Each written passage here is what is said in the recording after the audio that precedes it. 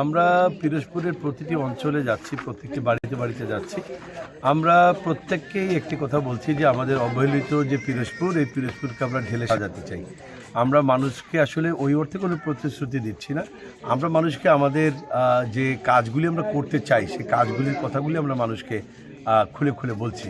আশা করছি মানুষ আমাদেরকে অতীতে যেভাবে বিশ্বাস করেছে, আমাদের কথাকেই তারা বিশ্বাস করে, আমাদেরকে আলাদা করে কোনো প্রতিশ্রুতি দিতে হয় না।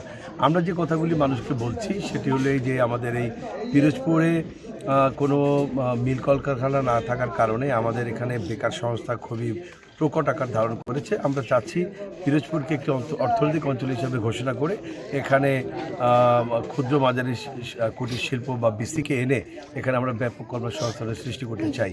দ্বিতীয়ত, আমাদের অবহেলিত পিরোজপুরের সড়ক ব্যবস্থা একেবারে ভেঙে পড়েছে।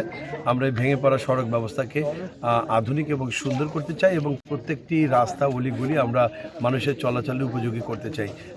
তৃতীয়ত হলো যে আমাদের পিরোজপুর জেলাটি হলো নদীবেষ্টিত একটি জেলা, কিন্তু এখানে টেকসই বাঁধ না থাকার কারণে বিভিন্ন রকমের প্রাকৃতিক দুর্যোগ কিংবা অতিবৃষ্টিতে আমাদের গ্রামগুলি সব প্লাবিত হয়ে যায়, আমাদের ফসলগুলি সব নষ্ট হয়ে যায়। তো আমরা চেষ্টা করব ইনশাআল্লাহ তাআলা আমরা আমাদের পিরোজপুর জেলার টেকসই বাঁধ নির্মাণের জন্য, যাতে করে আমাদের প্রাকৃতিক দুর্যোগ থেকে আমাদের মানুষ প্লাস আমাদের গ্রামগুলিকে রক্ষা করা যায়। একই সাথে আমাদের স্বাস্থ্যসেবাটা একেবারেই অবহেলিত। আমাদের এখানে ছোটোখাটো কিছু রোগ হলে আমাদেরকে নিজ জেলা ছেড়ে দূরের কোনো জেলা, বিশেষ করে খুলনা বা বরিশালের কোথাও যেতে হয়। তো আমরা ইনশাআল্লাহ তাআলা আমাদের পিরোজপুরের স্বাস্থ্যসেবাকে ঢেলে সাজাবো।